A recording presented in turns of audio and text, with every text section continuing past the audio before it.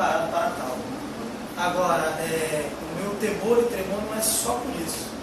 O meu tremor e temor é porque pregar o Evangelho é para ser feito com temor e tremor. Você fazer aquilo que os anjos queriam fazer é para ser feito com tremor e temor. Você fazer aquilo que grandes homens como Paulo e Pedro fizeram, com certeza é para você ter temor e tremor. E eu não me sinto capacitado. E no dia que eu me senti capacitado, é o princípio da minha queda. Agora, eu sei que o Senhor me capacita. E toda a minha insignificância é o Senhor que aparece. É Ele que fala. Então eu queria, diante dos irmãos, nesse primeiro dia de uma pregação oficial minha numa igreja, é declarar a minha insignificância diante de Deus como homem e reconhecer a infinita magnitude do Senhor, reconhecer o poder e toda a soberania de Deus sobre todas as coisas e também sobre as nossas vidas. E eu queria dizer que sim, estou nervoso, um pouco porque há pessoas me vendo, mas estou mais nervoso porque há um que está me vendo. Eu não quero decepcioná-lo. Então vamos iniciar. A gente fez uma leitura no Salmo 52, foi feita no início do culto. Normalmente eu não voltaria para ler, mas como alguns tiveram dificuldade para chegar, eu vou fazer a leitura novamente. Aliás, eu vou pedir para alguém aqui da Raquel, que fez, foi Lívia que fez a leitura, para a Lívia repetir a leitura. Você traz e eu estou com ela aqui. Pode fazer.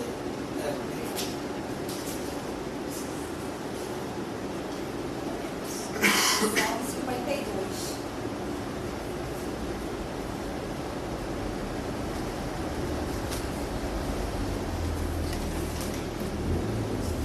Pode fazer a meditação? Pode.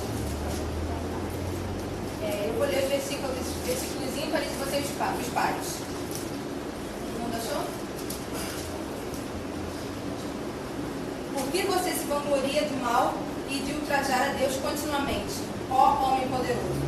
Sua língua trama destruição, é como navalha afiada, cheia de engano. Você prefere o mal ao bem, a falsidade em lugar da verdade. Você ama toda palavra maldosa, ó língua mentirosa. Saiba que Deus o arruinará para sempre.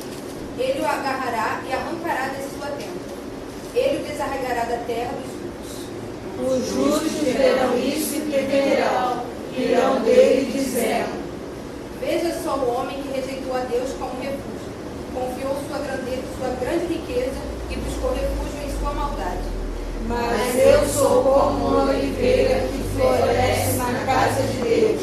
Confio no amor de Deus para todo sempre. Para sempre te louvarei pelo que fizeste. Na presença dos teus fiéis proclamarei o teu nome, porque tu és bom. Glória ao Pai, glória ao Filho e glória ao Espírito Santo. Como era no princípio e agora e será para sempre. Amém. Muito bem lembrado. O Salmo 52, não sei se vocês conseguiram perceber tudo, mas eu passei a semana estudando sobre essas leituras e as outras que faremos. E o Salmo 52 ele é interessante porque ele é um dos textos da Bíblia, existem outros, claro, que expõe o homem em sua real natureza. Coloca o homem como... a gente tem um senso de que nós somos bons, mas a palavra de Deus mostra que o homem, em sua natureza, ele é mau. Ele planeja o mal, ele causa destruição. O homem pecador, ele é mau. Mas alguém pode dizer assim: eu não sou pecador. Então, se essa pessoa disser isso, ela acabou de pecar. Porque todo homem é pecador. E esse texto ele vai falando coisas terríveis sobre o homem. Que se a gente não soubesse que é a palavra de Deus isso, e escutasse um pastor falando, dizendo essas palavras que estão no texto, sem dizer que é da Bíblia, é capaz de dizer: não gostei da pregação desse homem, esse homem está ofendendo o ser humano, não me sinto bem ouvindo ele. Só que eu acho interessante porque não é nem um homem que está dizendo, é a palavra de Deus. Quem é o homem? O homem que confia na sua força. E aí Deus faz um aviso para esse homem, ou seja, todos nós como homens naturais: saiba que Deus o arruinará para sempre, ele o agarrará e o arrancará da sua tenda, ele o desarraigará da terra dos vivos. E alguém pode dizer assim: eu tenho uma ideia de que Deus é bom. Como Deus pode fazer isso com o homem? Eu diria inicialmente para você apenas que por ele ser bom é que ele faria isso. Mas vamos ler agora outro salmo para melhor clarear a nossa mente a respeito do que estamos estudando. Salmos 44, de 13 a 19.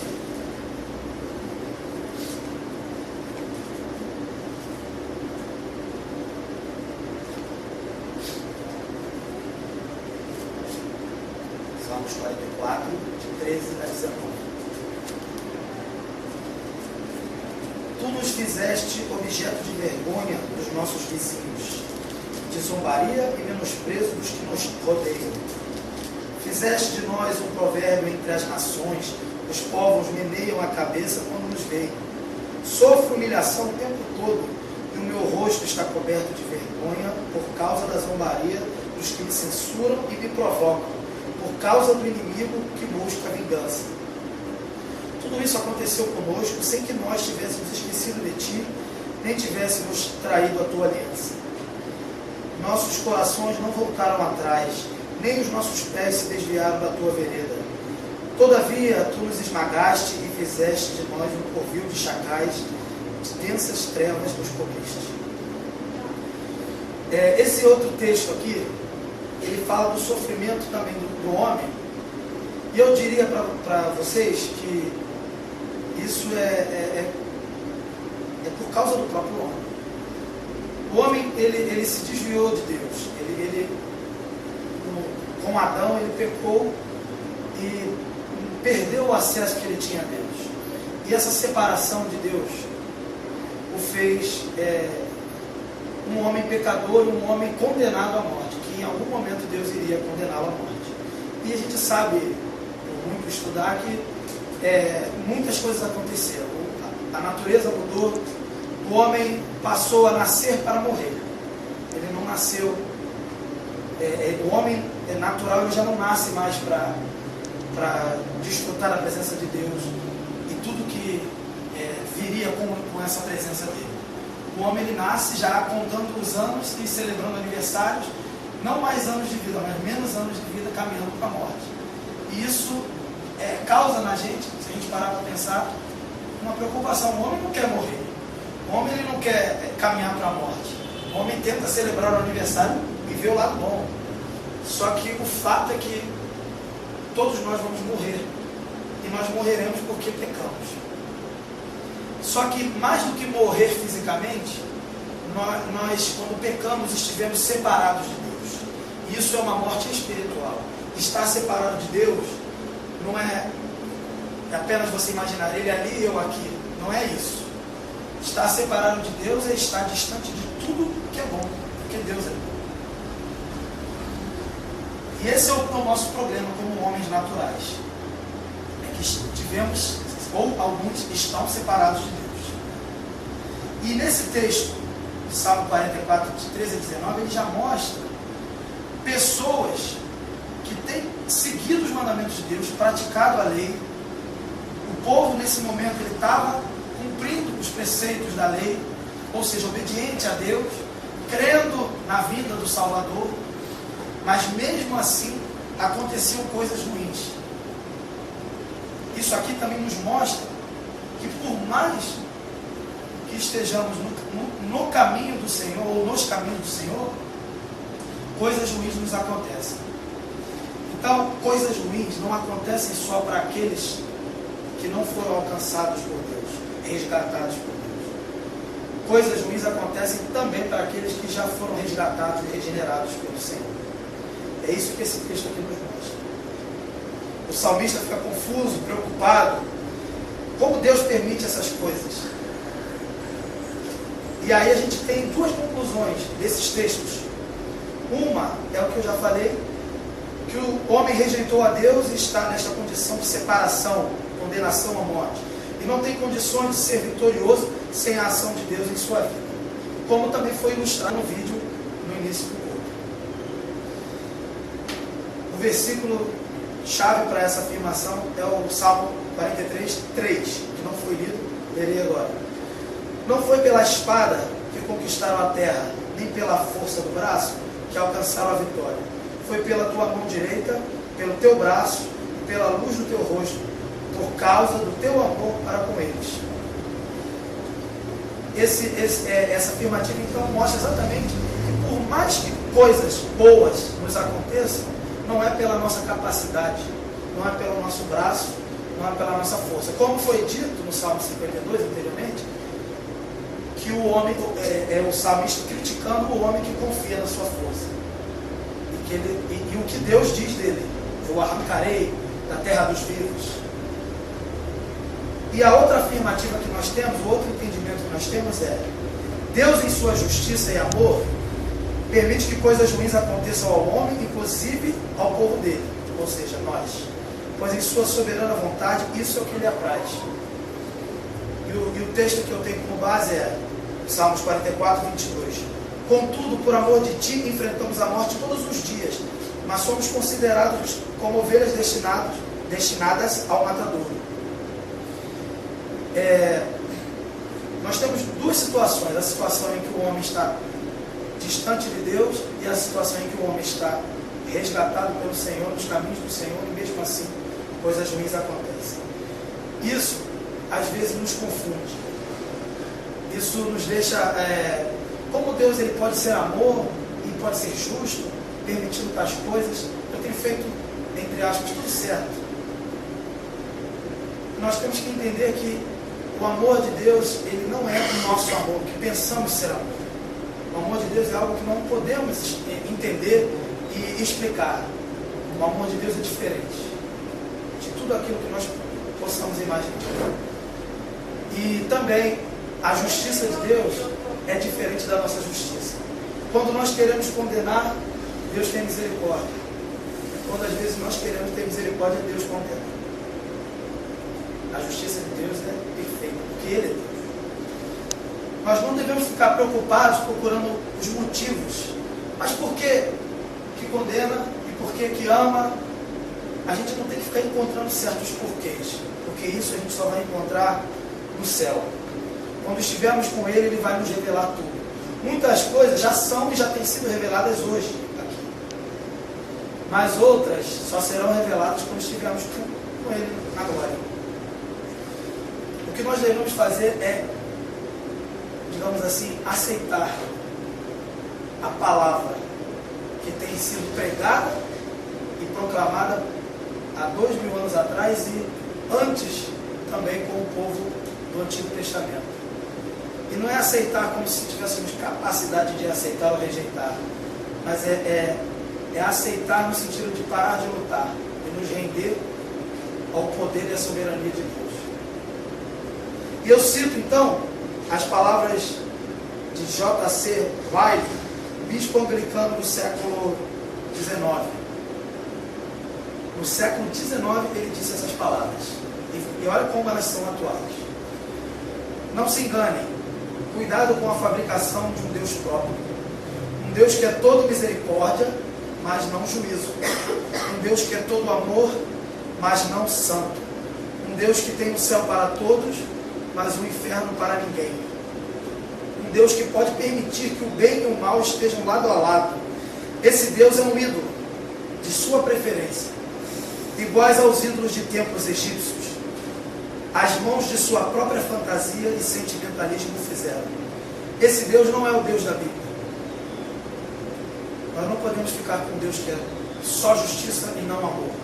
Com um Deus que é só amor e não justiça. Isso não é, essa expressão não é a de um Deus ou a do Deus verdadeiro, o Deus da Bíblia. Essa é a expressão, talvez, do Deus que queremos. Muitos querem um Deus que mata, condena e só faz isso. E que vale a pena matar por ele. Muitos querem um Deus assim. Assim como outros querem um Deus que ama a todos. E ama a todos de tal maneira que aceita o pecador com seu pecado. Um Deus que deixa tudo correr solto. São dois extremos que a Bíblia não revela isso. A Bíblia revela um Deus em que tem amor e justiça em perfeita harmonia. E essa harmonia nós não podemos medir ou entender. Nós só podemos crer. E a palavra de Deus é por fé, não é por entendimento ou intelecto. Por mais preparado que possamos estar para ler ou para entender, existem muitos intelectuais que entendem, mas não receberam a fé para crer. E acham que creem. Eles acham que creem. E eu espero não estar incluído nisso. Por mais que estejamos estudando muito, como seminaristas, eu, Raquel, Lívia e outros na EBD, em outros momentos, mas a revelação não é pelo estudo em si, a revelação é pelo próprio Espírito Santo. Eu compartilho a minha experiência com vocês. Para crermos no Deus da Bíblia, não podemos entendê-lo. Nós temos que apenas crer e receber dele essa fé. E agora é o seguinte, tem outro texto que mostra uma revelação mais clara desse Deus. Com apenas esses dois textos, nós ficamos ainda com algumas interrogações. Agora, com o próximo texto, nós teremos todas as nossas dúvidas respondidas no âmbito terreno, o que foi permitido ser revelado. Em 1 Pedro 1, de 3 a 9, 1 Pedro 1, de 3 a 9, nós temos a plenitude da revelação do amor de Deus. Não o que achamos ser amor, mas o verdadeiro amor que o nosso Deus tem derramado sobre nós. 1 Pedro 1, de 3 a 9.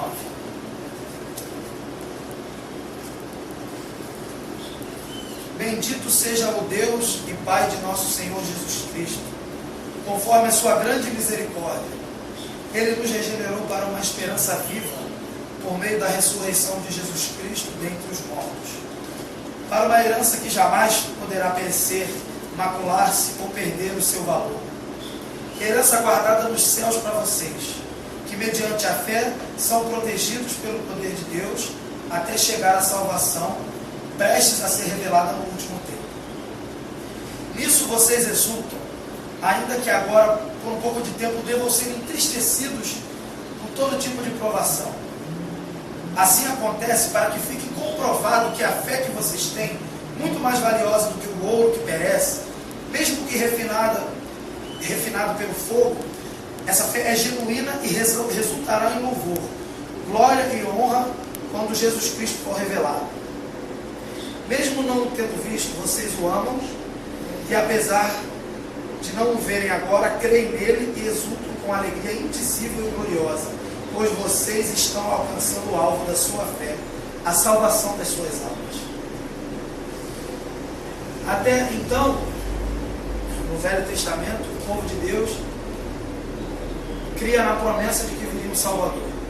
Mas hoje nós vivemos num tempo em que o Salvador já veio e fez a sua obra, e no seu tempo, a sua obra redentora.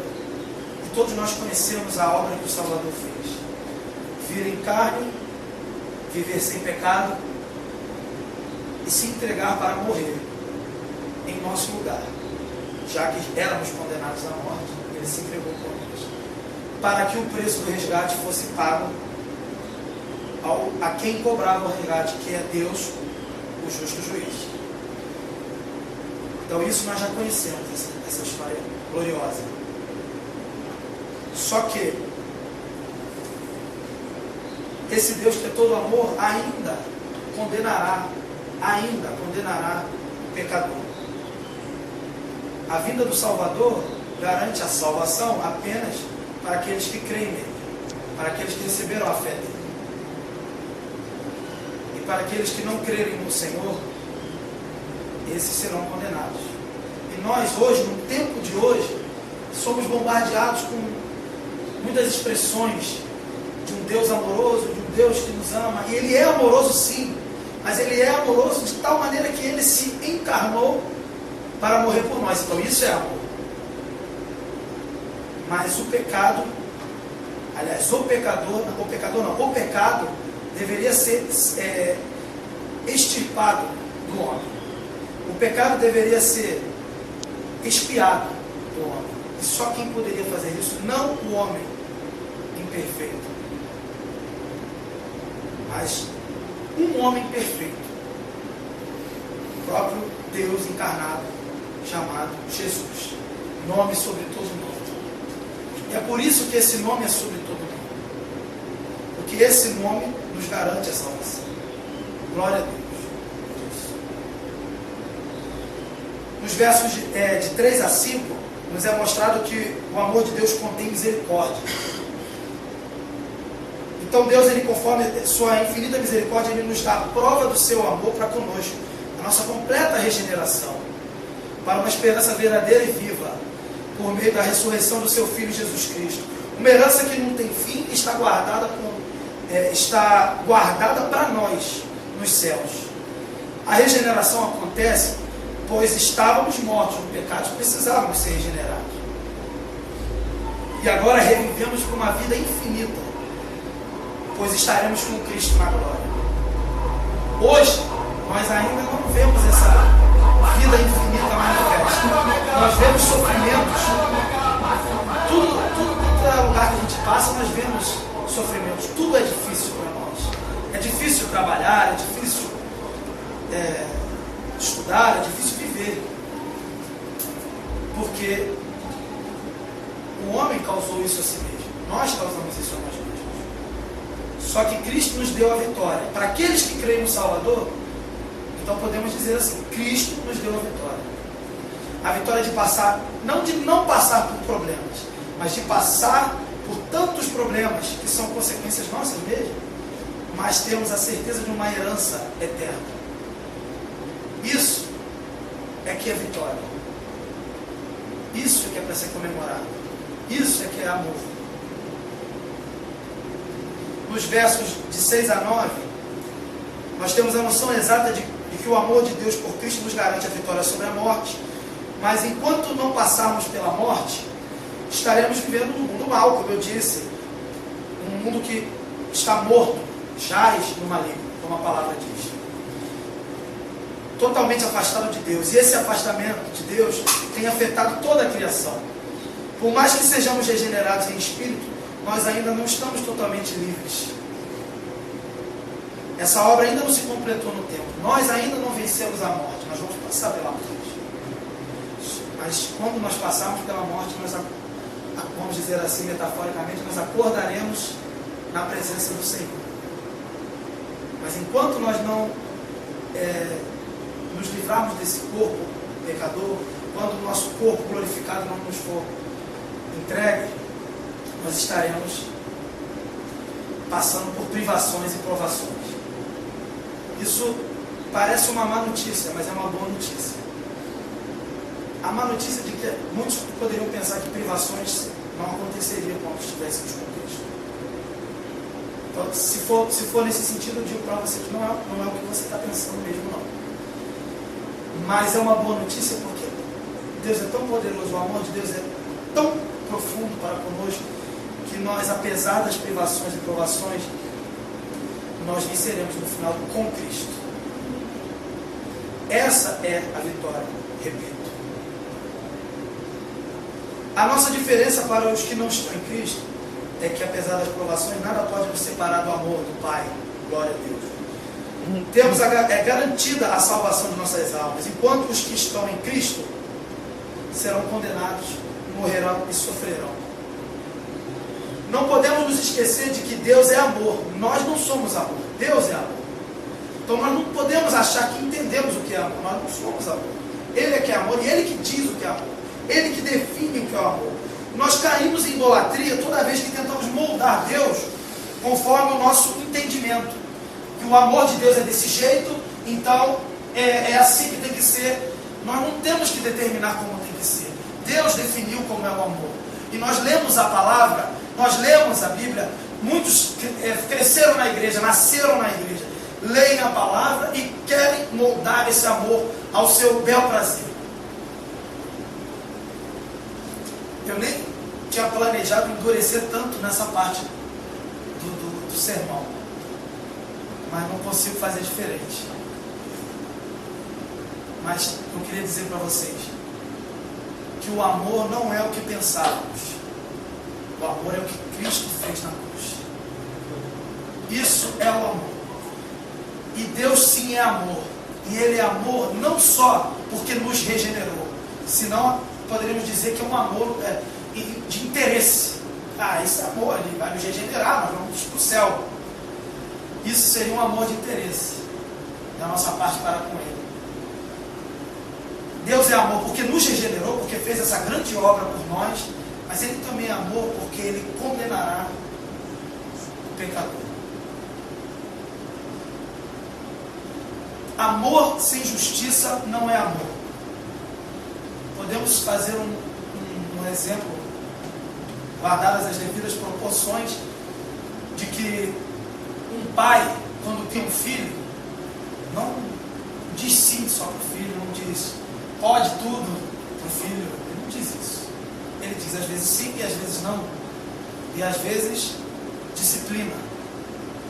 E isso a gente entende, e os pais presentes aqui sabem disso, que isso é uma prova de amor para com o filho, porque o pai não quer que o filho se perca na vida.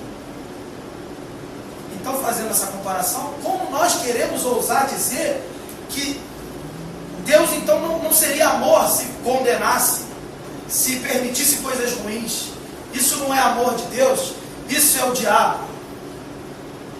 O diabo, ele tem o seu papel na história, mas é por permissão de Deus.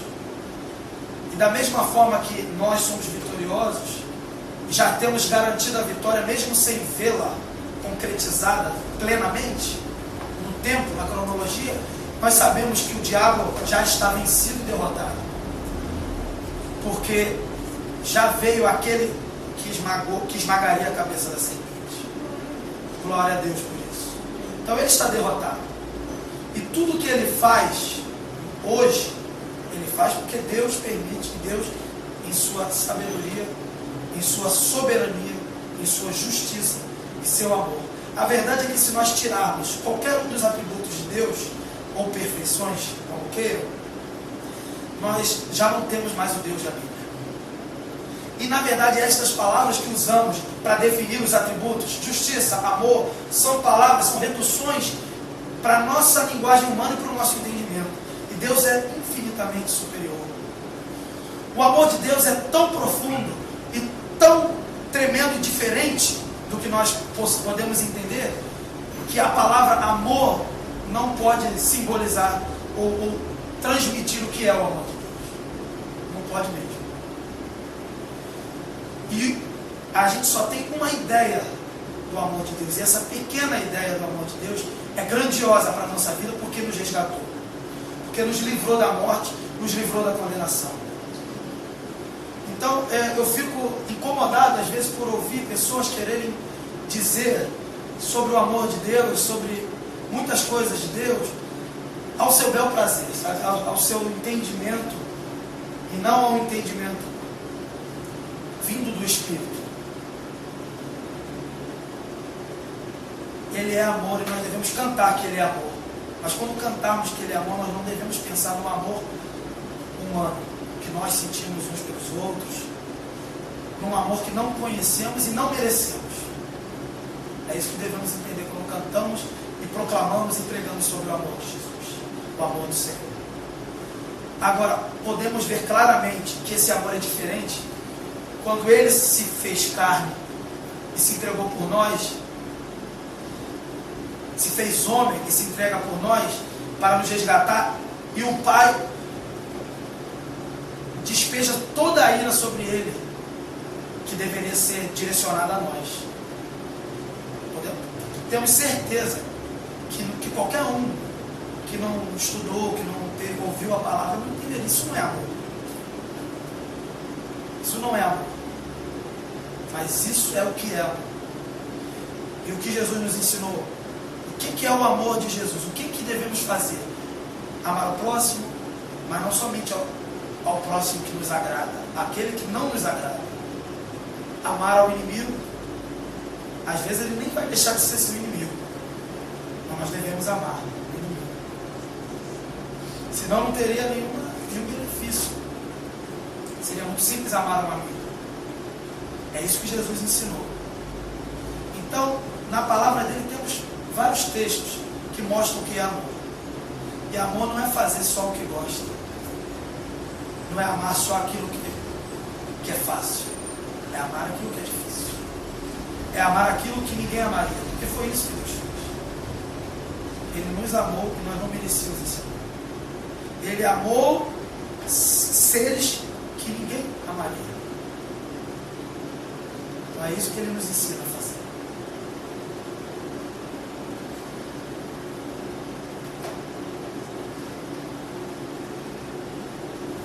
Eu sei que aqui, eu creio que aqui todos são cristãos, todos foram alcançados pelo amor de Jesus. Mas eu vou falar como se houvessem pessoas aqui que precisam ainda ser revelados desse amor.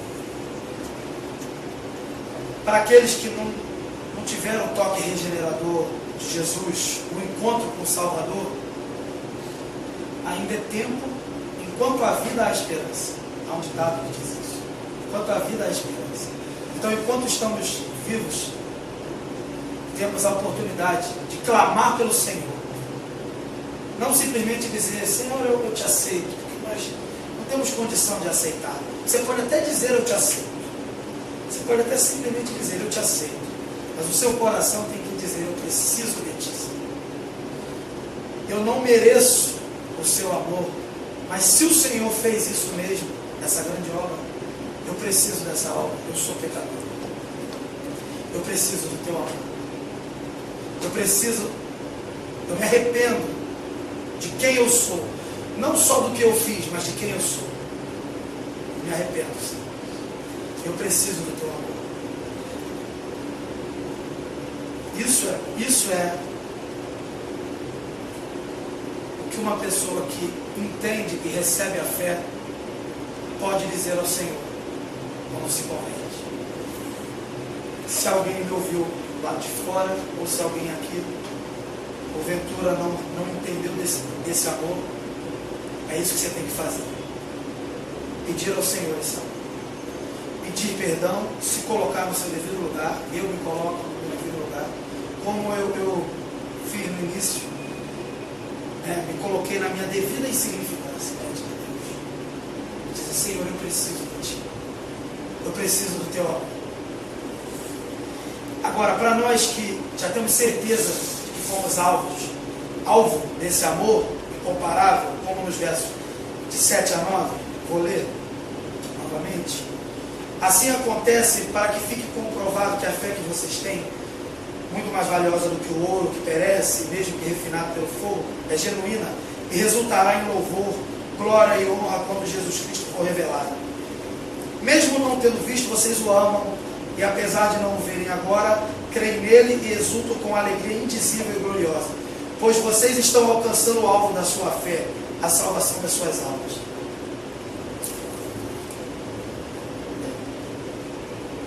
Para vocês e para nós que fomos alvo desse amor, nós estamos alcançando a salvação das nossas almas. Mas ainda tem um sofrimento para vivermos. Um sofrimento natural.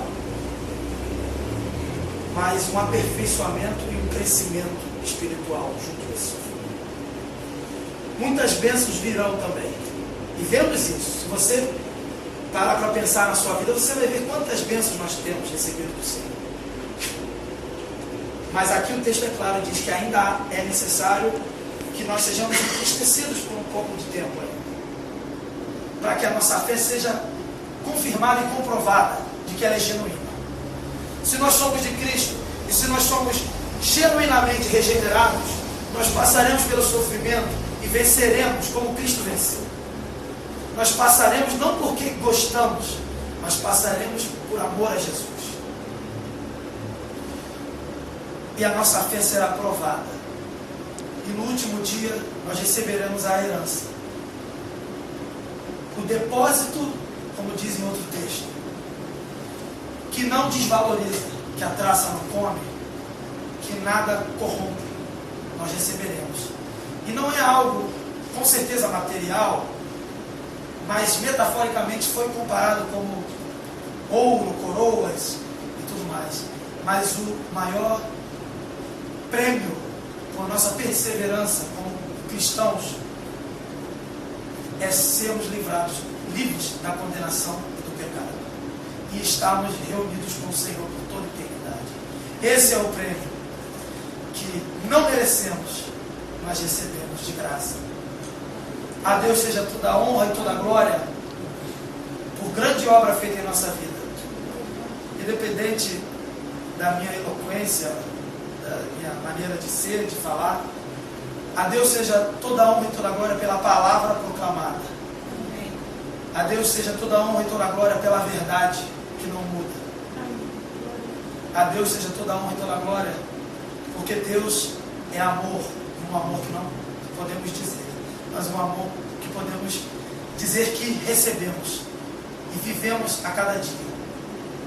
Um amor que nos fortalece em meio aos sofrimentos.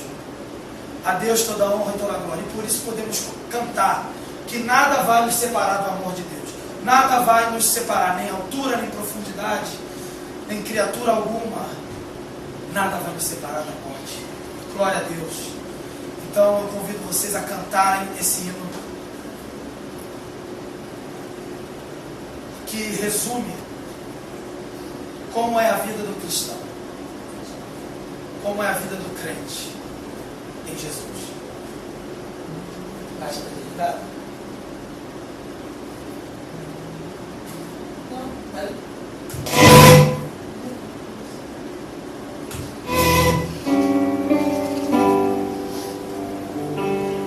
Cantemos, adoremos. Eu pediria que todos ficassem de pé.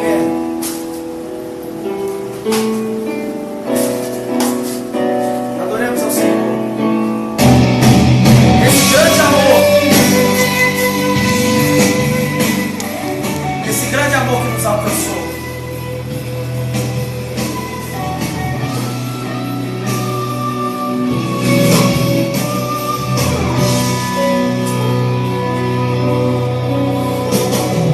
Mesmo quando não posso entender, minhas lágrimas me impedem de te ver. Teus caminhos são mais altos que os meus. Teus mistérios mais profundos do que eu. Mesmo quando não posso entender, minhas lágrimas me impedem de te Glória a Deus. ver. Teus caminhos são mais altos que os meus. Te amamos, Senhor, pelo teu amor. Mistérios mais profundos do que eu. Te adoro, Senhor. Dá o meu coração e me prostro. Te adoro, Senhor. No dia mal quero proclamar. Proclamemos. Confio em teu amor que não mudará.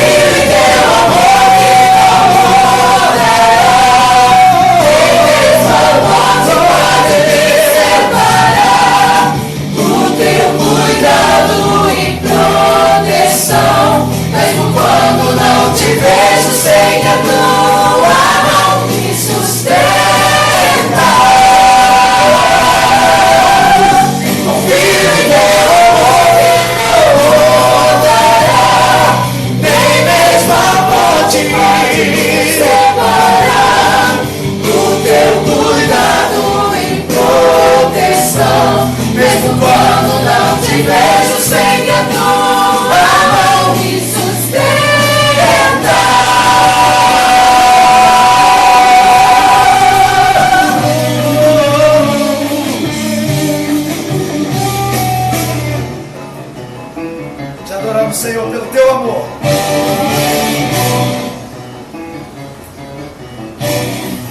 Isso vocês exultam, ainda que agora por um pouco de tempo devam ser entristecidos por todo tipo de provação. Assim acontece para que fique comprovado que a fé que vocês têm, muito mais valiosa do que o ouro que perece, mesmo que refinado pelo fogo, é genuína e resultará em louvor, glória e honra quando Jesus Cristo for revelado. Mesmo não o tendo visto, vocês o amam, e apesar de não o verem agora, creem nele e exultam com alegria indizível e gloriosa, pois vocês estão alcançando o alvo da sua fé, a salvação de suas almas. Glória a Deus. Não temerei mais notícias.